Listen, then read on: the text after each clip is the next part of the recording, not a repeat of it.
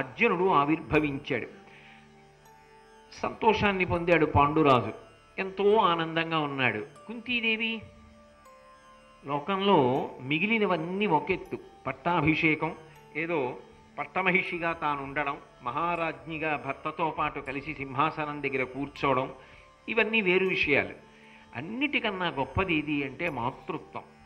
ఏ మాతృత్వం కుంతి యందు ప్రకాశించదని అనుకున్నారో ఆ మాతృత్వము ప్రకాశించింది.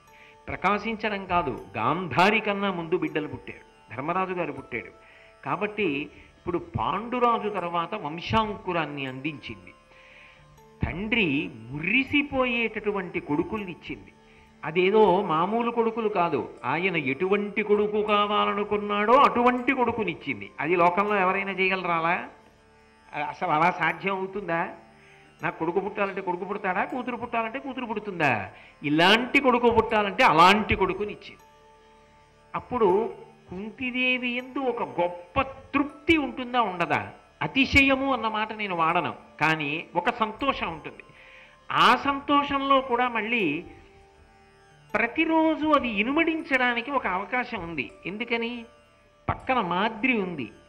మాద్రి పాండురాజుకున్నటువంటి శాప కారణంగా తల్లి కాలేదు, కానీ తాను తల్లి అవడానికి కారణం తన సుగుణములు. చిన్నతనం నుంచి తన యందు ఏ సుగుణములు ప్రకాశించాయో ఆ సుగుణముల వలన సంతోషాన్ని పొందినటువంటి దుర్వాసో మహర్షి ఒకనాడు తనకి అనుగ్రహించినటువంటి మంత్రకారణము చేత సంతానమును పొందడంలో వైక్లభ్యమును పొందినటువంటి పాండురాజు పితృరుణం తీర్చుకోలేనని బాధ పొందవలసినటువంటి అగత్యం లేకుండా భర్త సంతోషం పొందేటట్టుగా, పితృరుణం తీర్చుకునేటట్టుగా చరిత్రలో శాశ్వతమైనటువంటి స్థానాన్ని పొంది కీర్తిని ఇనుమడింపచేయగలిగినటువంటి ప్రజ్ఞాశాలురైన కుమారుల్ని తనకున్న మంత్రబలం చేత తాను కని ఇవ్వగలిగింది. అది మాద్రి చెయ్యలేదుగా, అది మాద్రికి సాధ్యం కాదుగా, తాను సాధించిందిగా. ఇద్దరూ క్షేత్రములే, ఇద్దరూ పత్నులే, కానీ ఇద్దరిలో కుంతీదేవి ఇప్పుడు ఒక మెట్టు పైన నిలబడింది.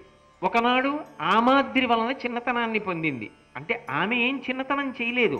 అయ్యో, నేను ఇంత గుణవంతురాల్ని, ఇంత సౌందర్య రాశిని, భర్తని అనుగమిస్తున్నదాన్ని, అయినా కాదని ఎక్కడో మద్రరాజు యొక్క కుమార్తె అయినటువంటి మాద్రిని నా భర్త పాండురాజు మళ్ళీ వివాహం చేసుకున్నాడే అని చిన్నబుచ్చుకుందే.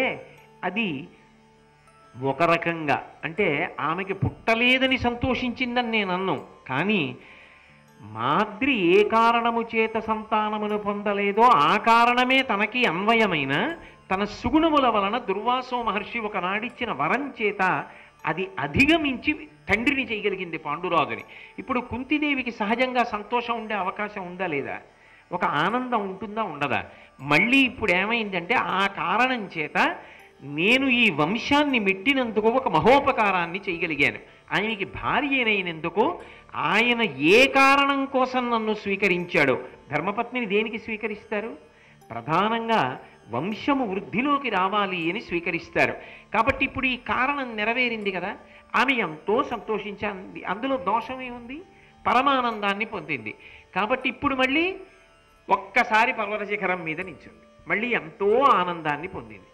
ఇంత ఆనందాన్ని తాను పొంది ఉండగా ఒకరోజు పాండురాజు హోమకార్యం నెరవేర్చుకోవడానికో తపస్సు చేసుకోవడానికో తన కుటీరంలో ప్రవేశించి తిరుగాడుతున్నప్పుడు దుఃఖంతో ఒక్కతే కూర్చున్నటువంటి మాద్రిని చూశాడు. మాద్రి దగ్గరికి వెళ్ళి అడిగాడు, ఏమి మాద్రి చిన్నబుచ్చుకుని ఉన్నావు, ఏమి కారణమని అడిగాడు. ఆవిడ చెప్పినటువంటి కారణము కూడా సహేతుకమే, అది కూడా కాదనడానికి వీల్లేదు. ఆవిడంది, కోరిన కోర్కికింతగ కుంతి సుతత్రితయంబుగాంచే గంధారియు అక్కడన్ సుతశతంబు ముదంబునరంగగాంచే నే బోరచి ఆడుపుట్టువున పుట్టి నిరర్ధక జీవనయితి సంసార సుఖావహంబైన సత్సుత జన్మము గనబోలమిన్. ధార్మికమైనటువంటి సంతానమును పొందాలి. ఆ ధార్మికమైనటువంటి సంతానమును పొందడానికి పురుషునకు ధార్మికమైన క్షేత్రం ఏది అంటే పత్ని. కోరిన కోర్కికిందగ కుంతి సుతత్రితయంబు కాంచే. ఇలా అమ్మతనాన్ని పొందాలని లోకంలో ఏ ఆడది కోరుకోదు? నువ్వు ఇద్దరిని వివాహం చేసుకున్నావు, నన్ను చేసుకున్నావు, అక్క కుంతిని చేసుకున్నావు. అక్క ఒక్క బిడ్డని కాదు పొందింది, 3 పిల్లల్ని కంది.